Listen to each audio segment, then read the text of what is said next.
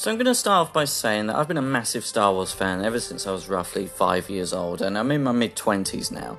Like most parents do with their children, they try to find something on the TV that their child will like, and I never really took to anything until they put on the original Star Wars trilogy, and then I was hooked, and I never really watched anything else.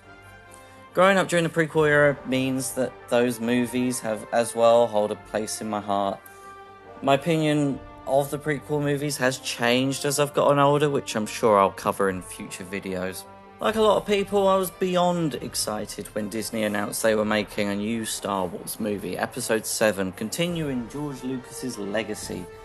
And then Episode 7 came out, and well, look, I have to admit, I didn't at that point think Star Wars was dead. Far from it, actually. If I remember my feelings correctly, I enjoyed the movie, and like a lot of other people, I spent plenty of time after The Force Awakens trying to work out who Snoke was and who were Rey's parents. But as it turns out, J.J. Abrams and Rian Johnson were wondering exactly the same thing.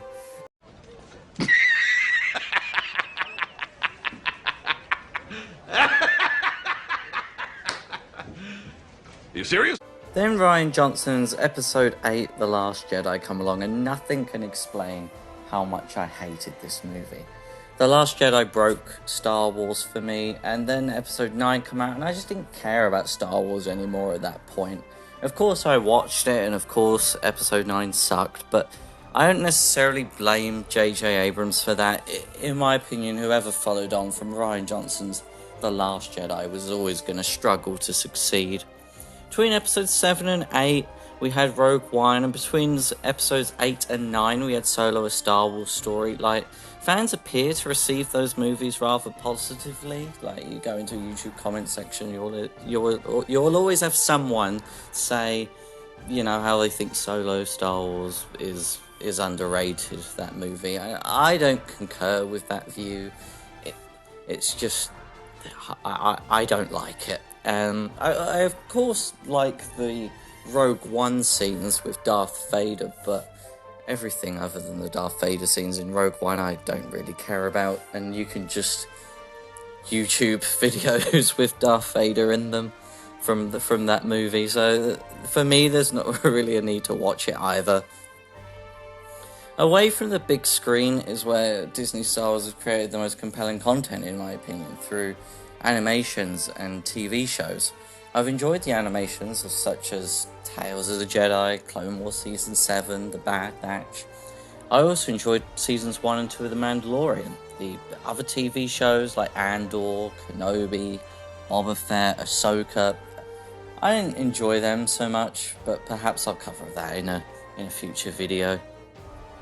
I hope giving this context helps soften the blow to what I'm about to say, but I can't help but feel that George Lucas returning to Star Wars just doesn't matter, because even if George Lucas returned and made the best Star Wars movie ever in the eyes of the fandom, Disney will just continue to make the same crap they have been with the same agendas they've attached to every other movie that they've made.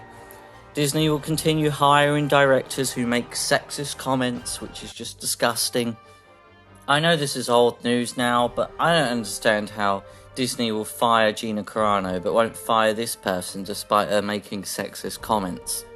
Don't get me wrong, I think Gina Carano's tweets or retweets or whatever were utterly bizarre and unnecessary, but on the balance of things, I think Charmine's sexist comments warrant dismissal as well. I like to make men uncomfortable. I enjoy making men uncomfortable. Anyway, what do you guys think of George Lucas's potential return to Star Wars? Comment below, let me know your thoughts. Do you think he is coming back? For me, I'll believe it when I see it.